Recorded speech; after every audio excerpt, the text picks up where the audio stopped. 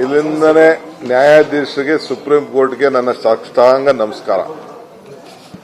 ಇಲ್ಲಿಂದನೂ ಹೇಳ್ತಾ ಇದ್ದೀನಿ, injustice will not be flown from the seat of justice ಅಂತ. So ನಾನೇನು ತಪ್ಪು ಮಾಡಿಲ್ಲ ಅಂತ ಕೂಡ ಹೇಳ್ತಾ ಇದ್ದೆ. ಬೇಕಾದಷ್ಟು ತೊಂದರೆ ಈಗೂ ಸಿಬಿಐನವ್ರು ಏನೇನು ಮಾಡ್ತಾ ಇದ್ದಾರೆ ಅಂತ ನಾನು ಸದ್ಯದಲ್ಲೇ ಮಾತಾಡ್ತೀನಿ. ಇವತ್ತು ಮಾತಾಡಕ್ಕೆ ಹೋಗಲ್ಲ. ಸೊ ಇವತ್ತು ಸುಪ್ರೀಂ ಕೋರ್ಟ್ ಅಲ್ಲಿ ನನಗೆ ದೊಡ್ಡ ರಿಲೀಫ್ ಸಿಕ್ಕಿದೆ ಅಂತ ನನಗೆ ಮಾಹಿತಿ ಬಂದಿದೆ. ಟಿವಿಯವರು ಮೀಡಿಯಾವರೆಲ್ಲ ಆಗಲೇ ಮೆಸೇಜ್ಗಳೆಲ್ಲ ಕಳಿಸ್ತಾ ಇದ್ದಾರೆ, ರಿಪೋರ್ಟ್ಸ್ ಆಗಿದೆ. ಸೊ ಏನು ಒಂದು ನನ್ನ ಮೇಲೆ ಒಂದು ಕೇಸು ಇತ್ತು ಸುಪ್ರೀಂ ಕೋರ್ಟ್ ಅಲ್ಲಿ, ನಾನು ಕೊಟ್ಟಿದ್ದ ನೋಟಿಸು ಮತ್ತು ಏನು ನನ್ನ ಮೇಲೆ ಏನೇನು ಕ್ರಮ ಆಗಿತ್ತು ಅದೆಲ್ಲ ತಪ್ಪು ಅನ್ನೋದು ಮಾಹಿತಿ ನನಗೆ ಫೋನಲ್ಲಿ ಬರ್ತಾ ಇದೆ. ಇನ್ನು ನಾನು ಸಂಪೂರ್ಣವಾದಂಥ ಕಾಪಿನ ಬಂದ ಮೇಲೆ ನಾನು ಮಿಕ್ಕಿದ್ದ ರಿಯಾಕ್ಷನ್ ಮಾಡ್ತೀನಿ. ಸೊ ನನಗೆ ಜೀವನದ ಈ ಕಷ್ಟದ ಜೀವನದ ಒಂದು ಅತಿ ದೊಡ್ಡ ಸಂತೋಷವಾದಂಥ ಒಂದು ದಿನ ಇವತ್ತು.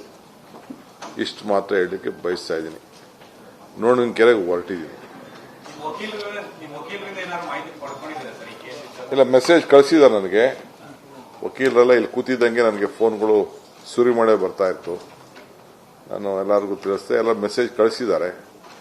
ಒಂದ್ ಕಡೆ ಅಭಿಷೇಕ್ ಸಿಂಘ್ವಿ ಇದ್ರು, ಒಂದ್ ಕಡೆ ಕಪಿಲ್ ಸಿಬ್ಬಲ್ ಇದ್ರು, ಒಂದ್ ಕಡೆ ರೋತ್ಕಿ ಇದ್ರು, ಇನ್ ಕಡೆ ಸುರ್ಜಿವಾಲಾನು ಅಲ್ಲಿ ಕೂತಿದ್ರಂತೆ ಕೋರ್ಟಲ್ಲಿ.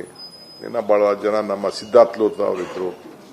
ಸೊ ಎಲ್ಲ ಬಹಳ ಸೀನಿಯರ್ಸ್ ಅಡ್ವೊಕೇಟ್ಸ್ ಎಲ್ಲ ಕೋರ್ಟಲ್ಲಿ ಕೂತಿದ್ರು. ಸೊ ಇವತ್ತು ಸುಪ್ರೀಂ ಕೋರ್ಟ್ ತೀರ್ಪು ಅಂದ್ರೆ ಇನ್ನ ಏನಿದೆ, ಇನ್ನು ಅದಕ್ಕಿನ್ನ ಅಪೀಲು ಹಾಕ್ಲಿಕ್ಕೂ ಬೇಕಾದಷ್ಟು ಪ್ರಯತ್ನ ನಡೀತಾ ಇದೆಯಂತೆ. ಮಾಡಲಿ, ಇನ್ನ ಅವರ ಎಲ್ಲರ ತರದ ಹೋರಾಟ ಅವರು ತಯಾರಿದ್ದಾರೆ, ನಾವು ತಯಾರಿದ್ದೇವೆ.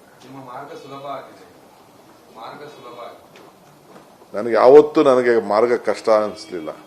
ನಾಳಿನಿಂದ ಜೈಲಿಗೆ ಹೋಗುವ ಬಹಳ ಆತ್ಮವಿಶ್ವಾಸದಿಂದಾನೆ ಹೊರಗಡೆ ಹೋಗಿದ್ದೆ. ಇವತ್ತು ಹೊರಗಡೆಯಿಂದ ಕಳಿಸಿದ್ದಾರೆ ನನ್ನ. ಇವತ್ತು ಬಹಳ ಆತ್ಮವಿಶ್ವಾಸದಿಂದ ಇದ್ದೇನೆ.